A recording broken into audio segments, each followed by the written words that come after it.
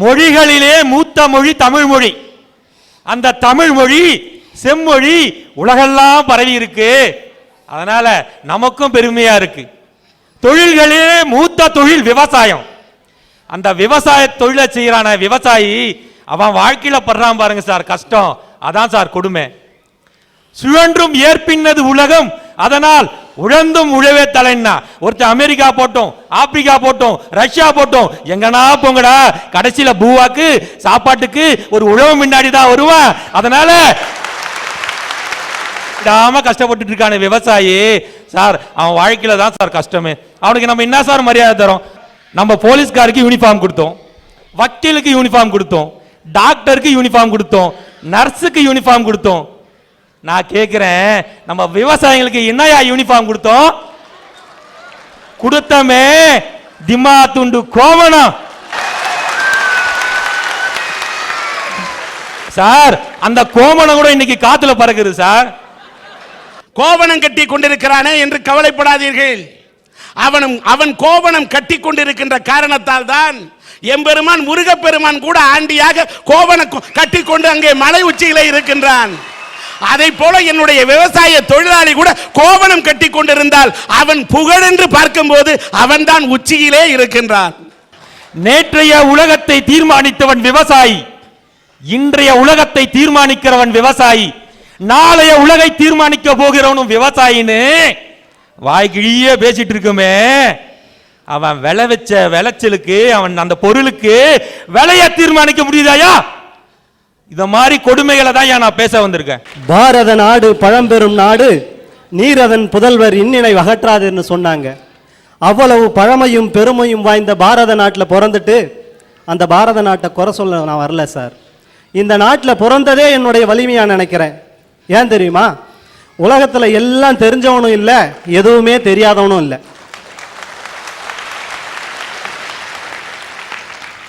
ஒவ்வொரு நாட்டில் பார்த்தீங்கன்னா, சவுதி அரேபியா அந்த மாதிரி அரபு நாடுகளில் பார்த்தீங்கன்னா ஆறுகளே கிடையாது.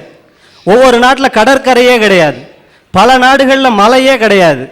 பிரேசில் நாட்டில் ஒரு பாம்பு கூட கிடையாது. அந்த பாம்பை பார்க்கணுன்னா அவன் பாஸ்போர்ட் வாங்கிட்டு வேற நாட்டுக்கு வரணும். நேபாள நாட்டில் மழையே கிடையாது. ஒரு மழையை பார்க்கணுன்னா ராத்திரிலாம் வீழ்ச்சிருந்தா தான் அவனுக்கு மழையை பார்க்க முடியும்.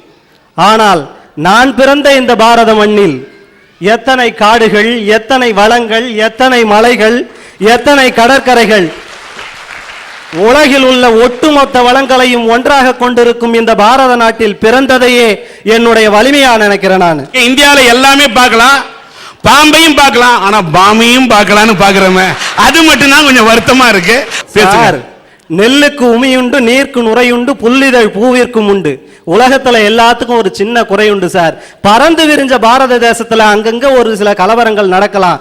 அதுக்காக ஒட்டுமொத்த தாய் நாட்டையும் குறைச்சு சொல்லக்கூடாது. நான் கலவரத்தை சொல்லவில்லை, நாட்டில் இருக்கும் நிலவரத்தை சொன்னேன்.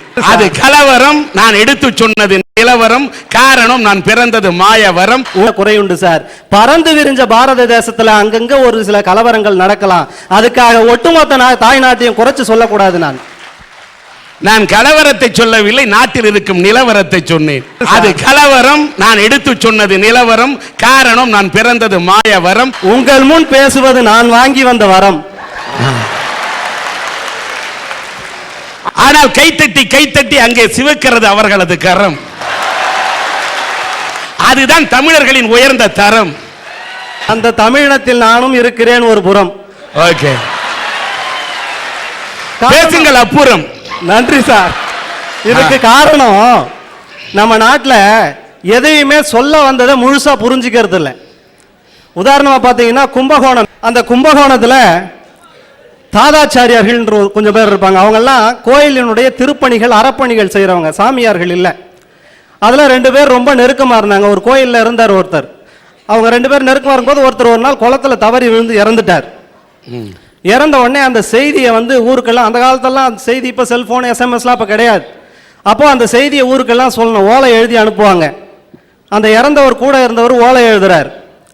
திருக்குடந்தை உபய வேதாந்தி ஸ்ரீ வரத வெங்கட ஸ்ரீனிவாச ராமானுஜ தாதாச்சாரியார் அவர்கள் இன்று அதிகாலை திருக்கோயிலின் திருக்குளத்தில் திருநீராட செல்லும் போது திருக்குளத்தின் திருப்படியிலிருந்து திருப்பாசி வழிக்கு திருவைகுண்ட பதவி அடைந்தார் என்பதை ஆழ்ந்த வருத்தத்தோடு தெரிவித்துக் கொள்கிறோம். எழுதி அவன்கிட்ட கொடுத்தாரு, இதை போய் நீ ஊரெல்லாம் சொல்லுன்னு. நம்ம எல்லாம் சொல்லுவோம், சின்ன பசங்களை ஏதாவது 2-3 ஐட்டம் வாங்கிட்டு வர சொன்னா திருப்பி சொல்லு என்ன வாங்கணும். அதே மாதிரி அவன்கிட்ட கேட்டார், நீ போய் என்னடா சொல்லுவ அப்படின்னு. அவன் ஒரு 2 டைம் சொன்னான், திருக்குடந்தை வேதாந்தி திக்கி திக்கி சொன்னான். நான் எவ்வளோ கஷ்டப்பட்டு எழுதுனேன், இதை நீ திக்கி திக்கி சொல்றியான்னு இவர் கோவம் வந்துருச்சு. அதை புடிங்கிட்டு அவர் எப்பவுமே மொட்டை அடிச்சுட்டு இருப்பாரு, போய் மொட்டை தாத்தன் குட்டையில வந்து செத்துட்டான்னு சொல்றா போடா அப்படின்னார். அதாவது அவங்க சொன்னதுக்கு எதுக்காக வந்தது, நாம இன்னைக்கு என்ன சொல்லிக்கிட்டு இருக்கிறோம்.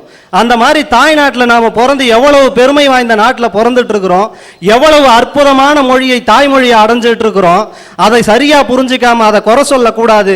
என்னுடைய தாய்நாடும் தாய்மொழியுமே என்னுடைய வலிமைன்னு பேச வந்திருக்கேன். मैं एक बेवकूफ हूँ, मैं एक बेवकूफ हूँ, நான் ஒரு முட்டாளுங்க. எவையெல்லாம் தெரிந்தே செய்யற மடமை இருக்கு பாத்தீங்களா சார், அதை பத்தி தான் சார் இந்த அறிவாளிகள்ட்ட எல்லாம் பேச வந்திருக்கேன். டாக்டர் கிட்ட ஒரு பேஷண்ட் ட்ரீட்மெண்ட்டுக்கு போறான், உடம்பு ரொம்ப வெயிட்டா இருக்கு அப்படின்னு. டாக்டர் சொன்னாரு, குறைச்சிடலாம் ஒன்றும் பிரச்சனை இல்லை, 8 கிலோமீட்டர் ஒரு நாளைக்கு வேக வேகமாக நடந்து 1 மாதத்துக்கு நடந்தீங்கன்னா உடம்பு ஒரு 34 கிலோ குறைஞ்சிரும்னா. 8 கிலோமீட்டர் வேக வேகமாக 1 மாதத்துக்கு நடந்தீங்கன்னா 34 கிலோ உடம்புல குறைஞ்சிரும் அப்படின்னா. ரைட் டாக்டர், ஒரு பெரிய விஷயம் எல்லாம் பண்ணிடலாம். கொஞ்ச நாள் கழிச்சு டாக்டர் கிட்ட ஃபோனு, டாக்டர் நீங்கள் சொன்ன மாதிரியே செஞ்சேன், சூப்பராக இடம் குறைஞ்சிருச்சு, ஆனால் வேற சில ப்ராப்ளம் வந்துருச்சு அப்படின்னா. என்னையா, நான் வீட்டை விட்டு 240 கிலோமீட்டர் தள்ளி இருக்கேன் அப்படின்றான். எல்லாத்துலயும் தெரிஞ்சவன் மடத்தனம் பண்றான். அந்த மடத்தனத்தை பத்தி தான் பேச வந்திருக்கேன். அச்சம் என்பது மடமையடா, அஞ்சாமை திராவிட புடமையடா, 6லும் சாவு 100லும் சாவு, தாயகம் காப்பதே கடமையடா, தாயகம் காப்பதே கடமையடா. அச்சம் என்பது மடமையடா, அஞ்சாமை திராவிட உடமையடா. ஆமா சார். சபாஷ். நீ மாட்டீங்க இந்த காலத்துல ஷக்கல்லக்க பேபி ஷக்கல்லக்க பேபி அப்படின்னு இருக்கிற இந்த காலத்துல அச்சம் என்பது மடமையடா என்று தலைநகரில் நின்று எம் தமிழை அச்சமின்றி பறைச்சாற்றக்கூடிய என் தமிழ் மகளே, நீ வாழ்க. ரொம்ப சந்தோஷமா இருக்கு. யார் யாரோ என்னென்னமோ கடமைகளை பத்திலாம் சொன்னாங்க. ஆனா இங்க இருக்கிற மடமையும் கொடுமையும் போக்கிட்டு நம்ம தாய்நாட்டை முன்னேற்றது தான் சார் நம்ம உடனே செய்ய வேண்டிய கடமை. நான் சொல்றது தேசத்தை காக்கிற கடமை.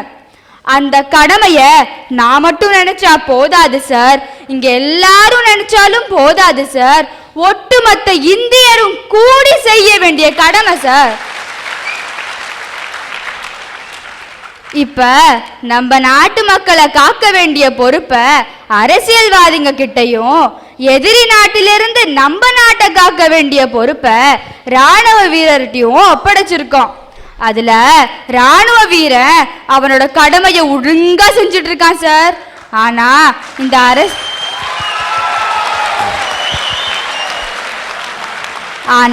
இந்த அரசியல்வாதிங்க மட்டும் செய்யறது இல்ல சார்.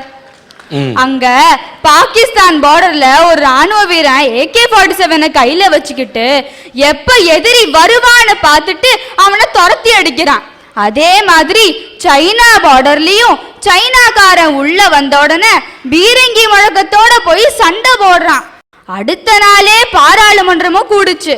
நான் நினைச்சேன் அவனை ஆதரிச்சு பாராட்டி பேசுவாங்கன்னு.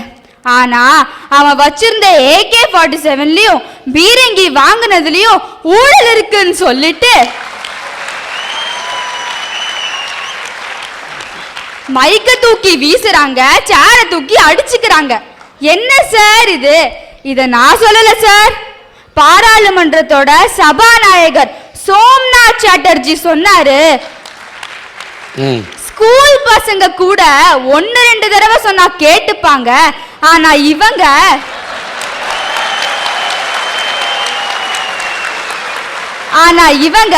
அவங்கள விட மோசமா நடக்கிறாங்கன்னு சொல்லிட்டு எழுந்திருச்சு போயிட்டாரு சார். இந்த நிலைமையை மாத்துறதுக்கு உடனே செய்ய வேண்டிய கடமைகள்னு என்னென்ன நான் சொல்ல வந்திருக்கேன் சார்.